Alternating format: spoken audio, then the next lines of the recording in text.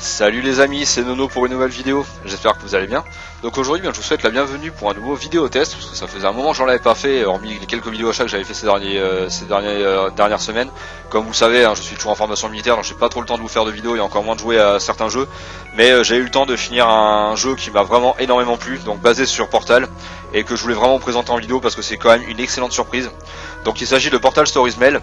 Donc c'est un mode pour Portal 2 qui nécessite donc Portal 2 et qui est un jeu créé par des fans sur sur Portal 2. Donc c'est-à-dire que vous avez besoin de Portal 2 pour y jouer. Il est développé par Prism Studios, donc un nom de studio créé avec après une équipe de fans de Portal et qui est sorti donc sur Steam le 25 juin 2015. Et je précise qu'il est entièrement gratuit, donc ça serait vraiment dommage de s'en priver. Surtout parce que nous allons parler de savoir pourquoi ce jeu est excellent. Donc pour ceux qui ne connaissent pas trop Portal, il s'agit donc d'un jeu de plateforme énigme en première personne créé par Valve en 2007 avec le premier épisode. Et 4 ans plus tard, nous avions eu Portal 2 donc sorti en 2011. Donc Portal 1 et 2 sont pour moi des chefs-d'œuvre du jeu vidéo pour la narration qu'ils ont apporté, le gameplay basé sur les énigmes avec les portails et le portal gun. Donc ce sont vraiment des jeux qui ont vraiment marqué une génération de joueurs et qui ont été acclamés par la presse et avec des très bons résultats commerciaux. Et donc franchement c'était une série quand j'avais vu qu'un mode aussi ambitieux que Portal 2 était en cours, Portal Stories Mail a nécessité 4 ans de développement, c'est impressionnant. Du coup j'avais vraiment hâte de voir ce que ça donnait. Donc on va pas perdre de temps, nous allons lancer sans plus attendre donc le premier chapitre et donc je vous expliquerai en détail donc après ce qui fait la force de ce mode, en quoi peut-on le comparer à Portal 2 et ainsi de suite. Donc parler du reste du gameplay, bien que ça reste le même que Portal 2. Donc je vais me taire et vous laisser apprécier le début, un peu le début parce que qu'il y a énormément de références, dont une évidente à Half-Life. Si vous connaissez bien l'univers de Gordon Freeman, surtout avec Half-Life 1, la référence évidente va vous sauter aux yeux. Allez, je me tais, je vous laisse apprécier déjà l'ambiance.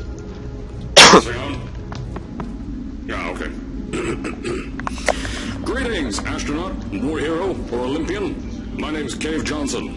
And boy, do I have something to show you. You're here because you're the best the world has to offer. I don't say that lightly, mind you, so take that as one of the biggest compliments you'll ever get in your life, even if you don't know who I am. In the beginning, I started a shower curtain company, making asbestos-laden shower curtains for the military, but I kept dreaming bigger and better. And you know what? That dreaming became doing. Lots of doing. Which brought you here. You're riding into the little Michigan town of... wait.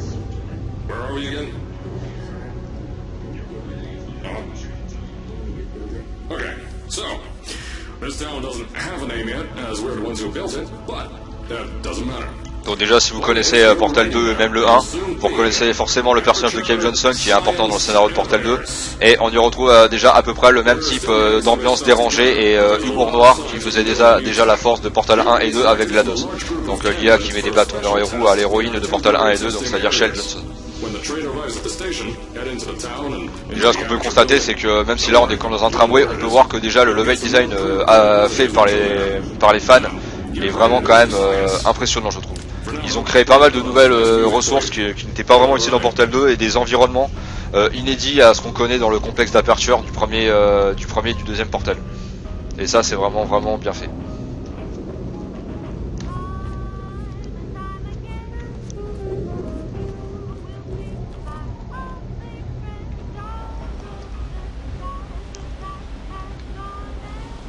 Le début moi me fait même un petit peu penser à BioShock vu que le jeu se passe dans les années 50, ce qui est pas loin de BioShock 2, vu que ça se passe dans les années 60. Mais on retrouve vraiment le même type de musique des années 50, le même type d'ambiance, on arrive tout doucement dans la ville, là ici dans le complexe d'Aperture Science.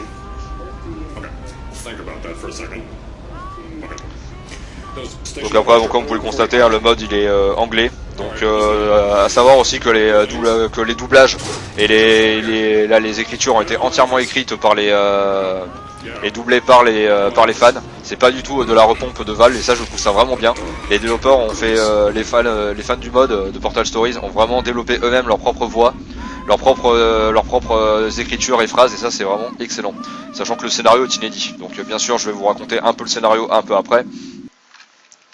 Après, ce qui est dommage, c'est que pour l'instant, il est sorti qu'en anglais, donc anglais sous-titré anglais, il n'y a pas de sous-titres français, mais ça ne devrait se retarder parce que j'ai cru comprendre que des fans de Portal voulaient déjà traduire le mode pour faire des sous-titres français. Donc de quoi aider les anglophobes, on va dire. Bon après l'anglais est pas non plus ultra compliqué, au moins du moins pour suivre la trame de base. Un anglais basique est vraiment pas mal pour apprécier. Donc déjà ce qu'on peut constater, c'est que le level design est vraiment cohérent, il est vraiment immersif, moi je trouve, on a vraiment l'impression d'y être. Hop, donc là on remonte les quais de la gare. Et donc là quelque chose d'étonnant, on se retrouve à l'extérieur. Se retrouver à l'extérieur dans Portal, c'est étonnant parce que comme Portal se déroule que dans des environnements internes, dans des salles de test avec des laboratoires blancs et des couleurs sobres, bah on n'a jamais vu l'extérieur du complexe d'aperture dans lequel se déroulent donc les énigmes et le gameplay de Portal 1 et 2. Et là franchement je trouve ça vraiment bien fait quoi. Là, une petite ville avec les bagnoles, le parking, là les arbres, le petit parc, enfin c'est vraiment bien fait quoi. Donc après pour le scénario, donc ça se passe avant les événements de Portal 2. Donc ça se passe en 1952, on incarne Mel, donc d'où le nom du jeu, de toute façon Portal Stories Mel, pour indiquer que c'est les péripéties de Mel. En fait, elle se rend à l'intérieur du complexe d'Aperture Science Innovators, qui est encore supervisé par Cave Johnson, parce qu'en fait Mel a été engagé de force pour intégrer un programme, alors je sais plus comment il l'appelle en anglais, mais en fait en gros un programme de caissons de relaxation, donc comme dans Alien, c'est-à-dire les caissons dans lesquels vous savez Ripley ou Sigourney Weaver dormaient en fait en hyper sommeil pour laisser passer des années sans qu'elles vieillissent. Donc il y a des années passent pendant qu'en fait vous êtes en hyper sommeil. Donc là c'est la même chose. Et donc là en fait Mel se dirige vers un de ces caissons pour tester ce prototype et ce produit qui vient d'être inventé par le directeur et les employés de l'Aperture. Donc par contre je vais accélérer volontairement parce qu'en fait là on se balade dans le centre pour poser les bases du scénario et se balader, mais le problème c'est que il y a rien qui avance et le gameplay n'avance pas pour vous montrer donc évidemment le gameplay principal de Portal, c'est-à-dire le portal gun, les énigmes avec le portail, les gels et ainsi de suite. Donc là je accélère volontairement le chapitre 2 parce que sinon on va perdre trop de temps à parler en blabla inutile dans le test et c'est évidemment pas ce que je veux faire vu que je vais vous présenter au moins une bonne partie du mode dès le début. Sachant que le chapitre 1 ne dure à peine que 20-30 minutes grand max. Donc là on se réveille après que Mel se soit endormi dans le caisson de relaxation. Donc évidemment en fait le caisson de relaxation était fait pour ne dormir que 30 minutes à 1 heure grand maximum. Sauf qu'évidemment vous en doutez bien que quelque chose ne va pas. Déjà tout est un peu détruit. Et en fait vous allez voir donc tout de suite ce qui se passe donc par rapport à la référence à Portal 1 et 2. C'est que là le complexe de l'Aperture est entièrement détruit. Pourquoi? Tout simplement parce que en fait le jeu se passe un peu après la fin de Portal 1, où pendant que Mel dormait et que ça a déconné, elle s'est réveillée en fait une cinquantaine d'années plus tard. En fait à la fin de Portal 1, Shell Johnson, l'héroïne évidemment détruit GLaDOS, et en détruisant GLaDOS, le centre de recherche a explosé. Et évidemment comme GLaDOS était l'IA qui supervisait le centre, elle pouvait plus s'en occuper pour le réparer, et donc du coup c'est pour ça que le centre est tombé en ruine. Et donc du coup maintenant le but premier de Mel va être de comprendre ce qui s'est passé, pourquoi le centre s'est retrouvé dans cet état là, pourquoi tout le personnel a disparu, et surtout de s'échapper et de survivre à tout ce bordel dans le complexe d'Aperture dont elle a été un sujet d'expérience, elle a été un sujet d'expérience forcée à venir ici. Donc là, vous reconnaissez forcément pour les fans de Portal, évidemment le Portal Gun, donc l'outil qui sert à faire les énigmes, 95% du temps les énigmes de Portal, donc ils sont basés sur les portails bleus et orange, et après les énigmes basées sur la logique, la réflexion, etc. et les réflexes.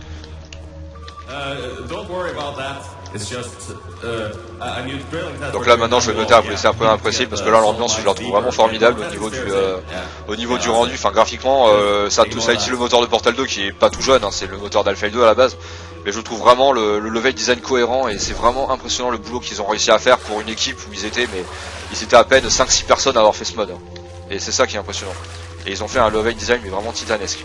Donc pour ceux après qui connaissent pas trop Portal, donc après vous avez le portail bleu, avec le clic gauche et avec le clic droit, vous pouvez tirer un portail orange. Donc en fait quand vous rentrez dans le portail bleu, vous ressortez par l'orange, et franchement les mecs qui ont inventé ce concept, je trouve ça vraiment génial quoi. Parce que ça permet de faire des énigmes en se baladant, en faisant interagir le décor, c'est vraiment excellent quoi. Et les énigmes basées sur ce système de portail, c'est vraiment un truc de taré. À noter après que pour ceux qui ne le sauraient pas, en fait Portal c'est pas vraiment le jeu qui a inventé ce système de portail. En fait c'est Narbacular Drop qui était en fait un jeu qui reposait sur les énigmes avec un portail bleu et orange. Et en fait quand Portal est sorti en 2007 dans l'Orange Box, c'est Valve en fait qui a engagé l'équipe de développement de de l'arbaculaire drop après avoir été impressionné par le boulot qu'a réalisé Valve, ce développeur pardon, pour faire le jeu. Donc, du coup Portal 1 et 2 ont été directement développés par Valve, mais aussi par l'équipe du concept, de l'équipe qui a créé ce concept à l'époque sur le jeu d'arbaculaire drop.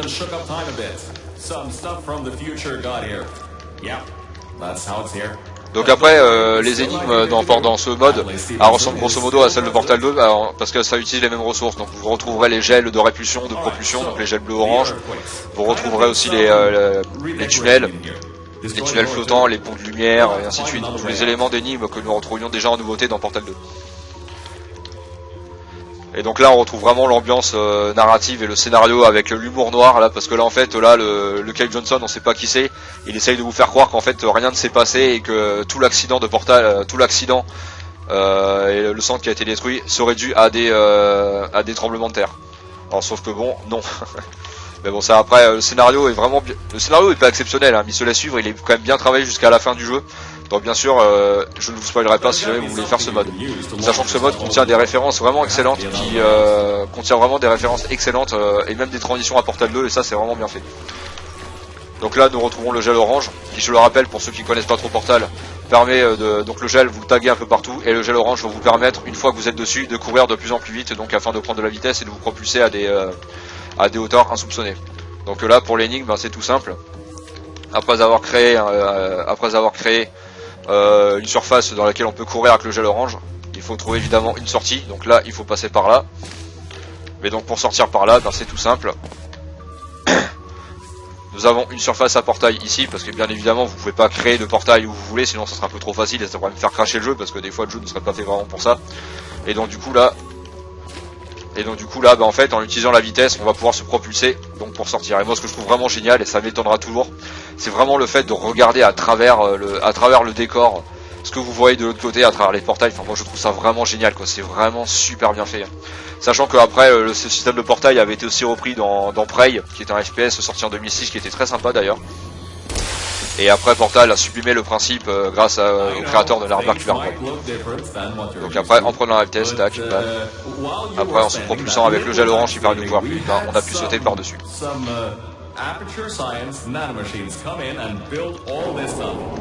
Et moi quand j'entends le doublage, je trouve que le doublage est vraiment excellent. Pour un travail de fan, c'est un truc de taré. Donc là on va commencer les énigmes avec dans le complexe d'énigmes. Bravo Volta.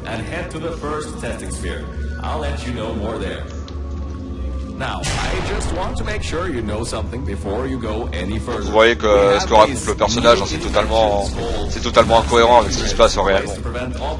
Donc bref, franchement dans ce mode il est vraiment excellent quoi, faut jouer. Le level design est impressionnant, ils ont vraiment en 4 ans de développement ils ont vraiment fait un truc de taré, les énigmes sont vraiment ingénieuses. Donc pour parler des énigmes, au niveau de la difficulté, il faut savoir que le jeu est 2 à 3 fois plus dur que Portal 2. Les énigmes de Portal 2 étaient déjà bien faites, mais certaines pouvaient se montrer coriaces, mais les énigmes de Portal Stories Mail sont largement plus dures. Il y a des fois vous serez peut-être bloqué une vingtaine à une trentaine de minutes pour en résoudre. Donc moi ça a été mon cas du moins, j'ai mis 8-9 heures pour finir le jeu. Et franchement, les énigmes sont quand même bien pensées. Il y a rien en fait qui est laissé au hasard. Toutes les énigmes sont vraiment basées sur la logique, la réflexion et votre adresse. Donc du coup, il va falloir réfléchir énormément, beaucoup plus que Portal 2 pour résoudre les énigmes. Donc là par exemple une première énigme, je vais vous en montrer deux dans le mode, histoire de pas trop spoiler non plus parce que je suis qu'au début. Donc là en fait le seul élément de nouveauté, il n'y en a pas d'autre, c'est bien dommage pour le mode que les fans ont créé, c'est ce champ de force rouge. Donc en fait qui vous tue si vous le traversez et qui vous empêche de créer des portails par dessus et qui aussi empêche les objets de passer à travers. Donc là les caisses vont se désintégrer si vous tentez de passer. Donc là le but en fait c'est d'ouvrir cette porte circulaire géante. Donc comment faire? C'est tout simple. Tout d'abord nous avons un bouton qui permet d'éteindre le courant. Donc là en éteignant le courant, évidemment là le champ de force s'éteint aussi. Seulement le souci c'est qu'en fait j'ai besoin d'activer deux interrupteurs qui sont ici, qui permettent d'ouvrir la porte. Mais bon évidemment en fait les interrupteurs ne sont plus alimentés en électricité, donc je ne peux pas les ouvrir. Donc comment faire? Et c'est là que les énigmes de portal pour moi sont géniales. C'est que là je crée un portail bleu de l'autre côté, là où je peux. Après je recrée un portail. Alors ensuite une surface à portail, voilà ici. Hop, après je réactive le courant ici, donc évidemment le champ de force va se remettre en marche. Et après ce qui est génial c'est que comme j'ai créé un portail orange, après ben, je peux passer de l'autre côté. Et moi la transition je trouve ça vraiment toujours aussi excellent, c'est un truc de taré. Et donc après hop je peux activer les deux interrupteurs. Sachant qu'il y a une autre complication, les deux interrupteurs je ne peux que les activer, il faut être 2 normalement pour les activer et j'ai que 3 secondes pour activer un interrupteur. Bien évidemment je ne peux pas courir assez loin pour pouvoir activer l'autre. Donc en fait tout ce que j'ai à faire c'est créer 2 portails l'un à côté de l'autre, hop. Et là je peux activer le premier interrupteur, passer par là où j'ai créé pour aller au deuxième et bam je peux activer les interrupteurs en même pas 3 secondes et la porte s'ouvre. Franchement c'est ça que j'adore dans Portal, c'est vraiment les ennemis qui sont foutrement bien faites et qui sont qui disposent vraiment d'un level design vraiment ingénieux pour pouvoir être résolu. Donc là évidemment la porte géante s'ouvre. Et donc après de l'autre côté je peux passer et créer un autre portail pour passer. Tac, comme ça. Enfin attendez, en fait là je me suis un peu planté. Ok, je l'ai fait trop près du je l'ai fait trop près de la rambarde. Hop, voilà. Et ce qui est sympa aussi c'est que vraiment ce qui est génial c'est que vous voyez vraiment de l'autre côté quoi, c'est foutrement bien fait. Après vous pouvez même voir votre personnage vu qu'en fait là le jeu reflète votre avatar. Enfin franchement là les transitions qu'on voit entre les différents portails, après vous pouvez vous amuser à passer de l'un à l'autre ainsi de suite. Enfin franchement les gars qui ont créé les énigmes les énigmes à base de portails comme ça, c'est vraiment excellent au niveau du principe quoi. C'était vraiment un truc de taré. Se servir de ces portails pour progresser, résoudre des énigmes, trouver des nouvelles alternatives, je trouve ça vraiment exceptionnel quoi. Donc après comme je l'ai dit dans ce mode, dans Portal Stories, les énigmes donc en fait sont 2 à 3 fois plus dures et ce qui assure une excellente durée de vie au jeu.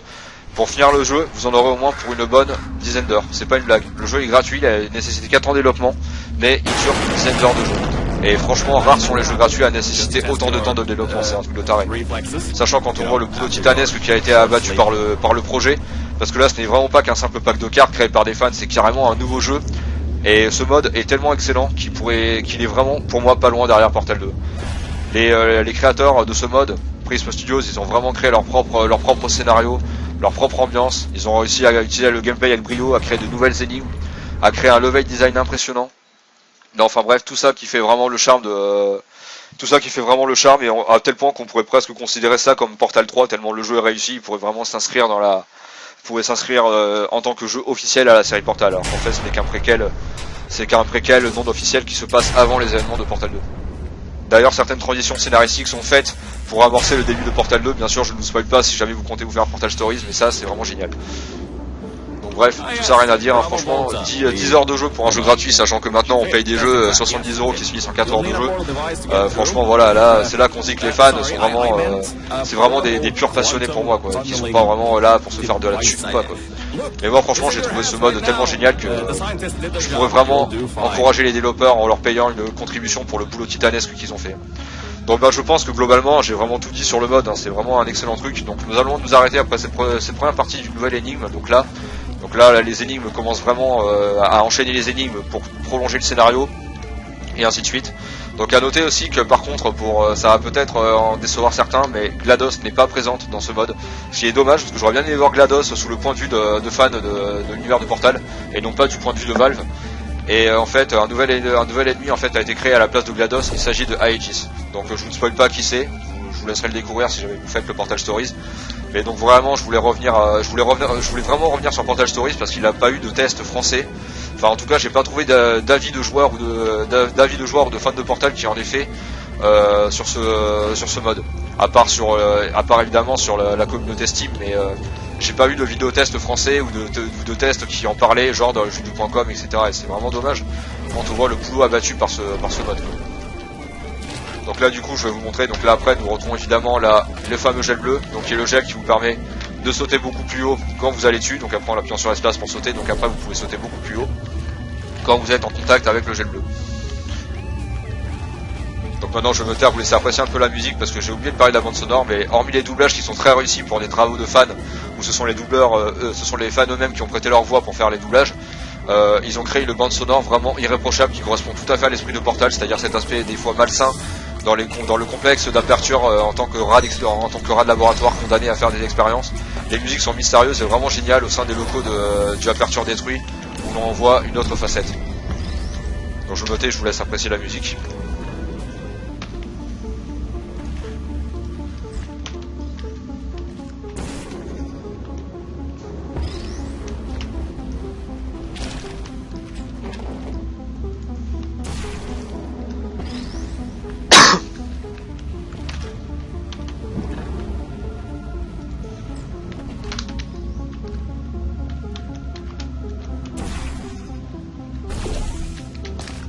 Ah mais qu'est-ce que je suis bête. Le fail. Parce que bon en fait là si vous connaissez Portal, hein, donc un des autres principes évidemment de Portal, c'est que en fait si vous tombez de haut, de très haut même, et ben en fait évidemment vous pouvez vous servir donc de la vitesse prise pour bondir de plus en plus haut de l'autre côté quand vous créez un portail. Et ça c'est génial. Hop, voilà c'est bon. J'ai besoin de la caisse évidemment. Donc là après vous avez les interrupteurs, donc en fait les lignes sont vraiment ingénieuses, hein. Il y a plein d'interrupteurs qui actionnent différents mécanismes afin de progresser. Après vous avez les petites lumières là qui indiquent quel mécanisme c'est actif, hein. C'est vraiment bien pensé quoi. Hop. Donc après vous avez une fonction de zoom aussi, hein, si jamais vous voyez pas assez loin pour pouvoir savoir ce que vous faites.